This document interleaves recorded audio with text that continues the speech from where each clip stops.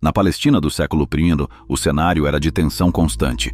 O Império Romano estendia sua sombra sobre a região, cobrando tributos pesados e impondo sua cultura sobre um povo que se orgulhava de sua tradição espiritual. Para os judeus, Roma não era apenas uma força política, era a lembrança viva da opressão, da perda de autonomia e da luta por identidade. Em meio a esse choque de mundos, surgiam grupos religiosos que buscavam manter a pureza da fé, resistindo à invasão cultural e moral do Império. Entre esses grupos estavam os essênios, uma comunidade misteriosa e isolada que acreditava guardar os segredos da verdadeira espiritualidade. Retirados para o deserto, eles se viam como os guardiões da lei original e acreditavam que o mundo estava prestes a passar por uma grande transformação cósmica. Segundo alguns textos, esperavam a chegada de dois Messias, um rei e um sacerdote. Essa visão messiânica se espalhava como fogo entre os mais atentos, criando um clima de expectativa e rebelião silenciosa. É nesse contexto que aparece Jesus de Nazaré, uma figura que rompe padrões e desafia tanto os romanos quanto a própria estrutura religiosa dos fariseus e saduceus. Mas ao lado dele, surge também a sombra daquele que se tornaria um dos personagens mais controversos de toda a história: Judas Iscariotes. Quem realmente era Judas antes da famosa traição? As escrituras oficiais o apresentam apenas como o traidor, mas poucos se perguntam como alguém tão próximo de Jesus poderia ter chegado a esse ponto. Para compreender Judas, precisamos voltar nossos olhos não apenas para os evangelhos, mas para o pano de fundo espiritual que o cercava. Alguns estudiosos sugerem que Judas não era um homem comum. Há indícios de que possuía instrução acima da média para a época, sendo conhecedor de tradições ocultas e talvez até próximo dos essênios. Diferente dos outros discípulos, descritos como pescadores e trabalhadores simples, Judas aparece como alguém que tinha função de confiança, cuidar da bolsa de dinheiro do grupo. Isso indica não apenas inteligência, mas também credibilidade inicial. A figura de Judas pode ter sido moldada pela atmosfera de conflito da época.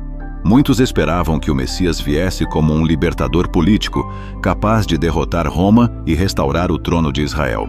O próprio Judas pode ter compartilhado dessa visão, acreditando que Jesus estava destinado a assumir esse papel. No entanto, a mensagem do Cristo era diferente. Falava de reinos que não eram deste mundo, de uma transformação interna que começava no coração. Essa contradição entre expectativa e realidade pode ter sido a faísca que acendeu a chama do conflito interno de Judas. Assim, antes de ser lembrado apenas como o traidor, Judas era um homem inserido em um contexto de opressão, mistério e esperança. Um homem que, como muitos de sua geração, acreditava viver o início de uma nova era. Uma era em que os céus tocariam a terra e os segredos da espiritualidade seriam revelados. E talvez seja justamente nesse ponto que começa a sua verdadeira história. Uma história muito mais complexa do que os séculos de tradição religiosa nos permitiram acreditar. Judas não era um homem comum. Os relatos que chegaram até nós, distorcidos pela lente da igreja, sempre o pintaram como um vilão desde o início. Mas, na verdade, Judas foi escolhido por Jesus. Ele era um dos poucos discípulos que compreendia os mistérios mais profundos e ousava fazer perguntas que os outros temiam. Enquanto muitos apenas seguiam, Judas questionava. E era justamente essa coragem que o destacava.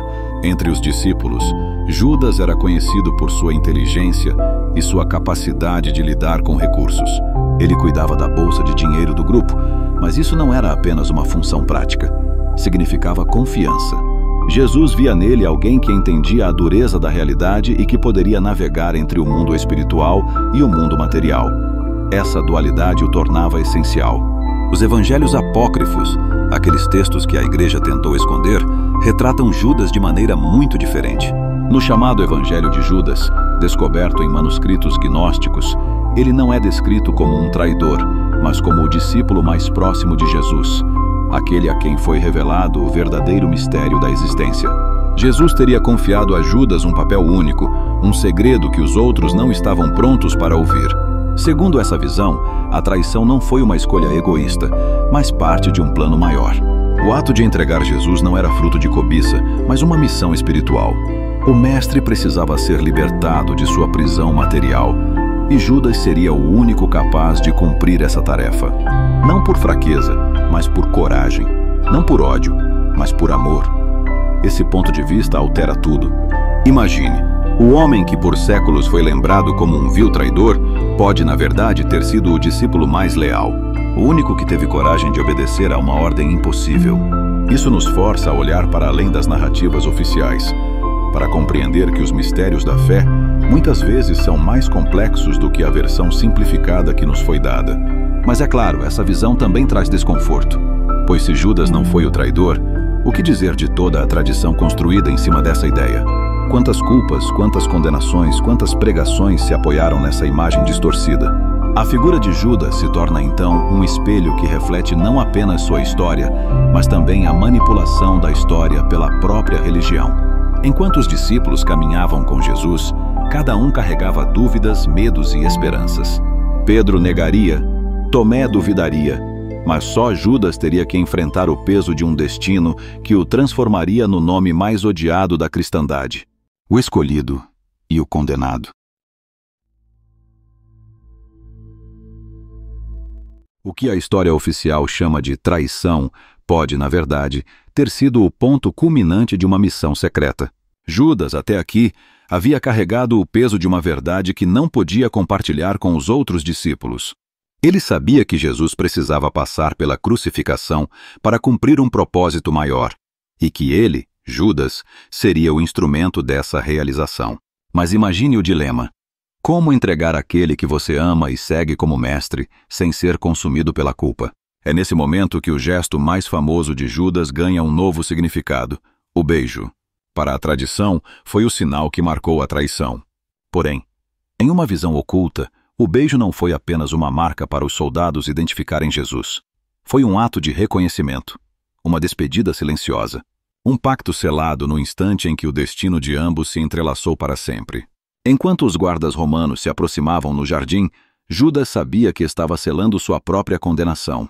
O olhar de Jesus, no entanto, não mostrava ódio. Alguns relatos gnósticos sugerem que naquele instante houve cumplicidade, como se o mestre dissesse em silêncio: faça o que precisa ser feito. E assim, o gesto que atravessou séculos como símbolo de traição pode ser reinterpretado como um sacrifício voluntário. Judas não fugiu. Ele não se escondeu. Ele foi até o fim de sua missão, sabendo que seria lembrado como vilão pela eternidade. Essa visão não só transforma a narrativa, mas também provoca um questionamento profundo. Quantas vezes aquilo que chamamos de traição não passa de uma visão limitada da verdade?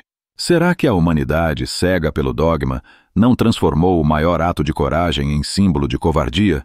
A cena no jardim, tão repetida em sermões e pinturas, esconde muito mais do que aparenta. O beijo de Judas não foi apenas um gesto físico, mas um selo espiritual. O último código entre mestre e discípulo. O fim de um ciclo e o início de outro. Enquanto Jesus era levado pelos soldados, Judas desaparecia nas sombras, carregando o peso de um nome que ecoaria pelos séculos. Não como herói, não como santo, mas como o eterno traidor. Ainda que por trás do véu, talvez fosse o mais fiel de todos. Depois da prisão de Jesus, a história de Judas mergulha em sombras. O que realmente aconteceu com ele é um dos maiores mistérios do cristianismo. A narrativa oficial diz que, tomado pelo remorso, Judas devolveu as moedas de prata e se enforcou. Mas há outras versões, ocultas, suprimidas, talvez até proibidas, que revelam um destino diferente. Alguns textos gnósticos sugerem que Judas não morreu como um traidor covarde, mas como alguém que cumpriu fielmente uma missão dolorosa. A ideia do suicídio pode ter sido uma construção da igreja primitiva, desejosa de apagar qualquer resquício de nobreza em sua figura. Afinal, se Judas fosse visto como aliado de Jesus, toda a teologia do traidor desmoronaria. No Evangelho de Judas, sua morte não é descrita.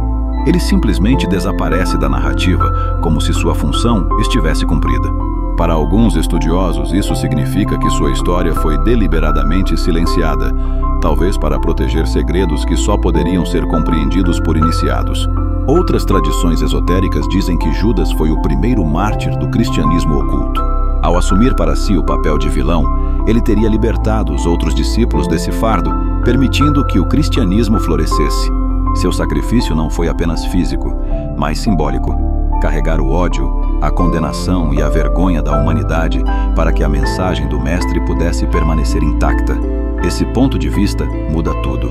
O beijo não foi apenas traição, mas a chave que abriu o caminho da crucificação. A crucificação não foi apenas morte, mas a passagem para a vitória do Espírito sobre a matéria. E Judas, nesse tabuleiro cósmico, não foi apenas peça descartada, mas um pilar silencioso. Imagine por um instante. E se Judas tivesse realmente entendido mais do que todos os outros discípulos? E se sua missão fosse justamente carregar a maldição da eternidade para que o plano maior se cumprisse? Se assim for, o maior traidor da história poderia também ter sido o maior iniciado. No fim, a imagem de Judas permanece envolta em sombra. Para uns, um traidor inescrupuloso. Para outros, o discípulo mais fiel. Mas talvez o mistério esteja exatamente aí. Compreender que a verdade nem sempre cabe em narrativas lineares. O bem e o mal, a lealdade e a traição podem ser apenas faces de uma mesma moeda espiritual. E assim o nome de Judas ecoa até hoje. Não como um fim, mas como uma pergunta. Uma pergunta que nos obriga a olhar para além do que foi escrito, para além do que nos foi ensinado. Porque talvez, por trás da sombra do traidor, exista a luz de alguém que sacrificou tudo, até mesmo sua própria memória.